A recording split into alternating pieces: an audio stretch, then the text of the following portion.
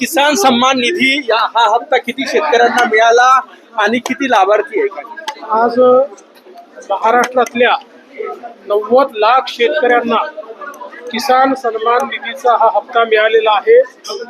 देशाचे प्रधानमंत्री माननीय मोदीजी यांचे मी मनापासून आभार मानतो की त्यांनी अशा प्रकारे किसान सन्मान निधी सुरू केला आणि 3 लाख कोटीपेक्षा देखील जास्त निधी हा शेतकऱ्यांच्या खात्यामध्ये चाललेला आहे.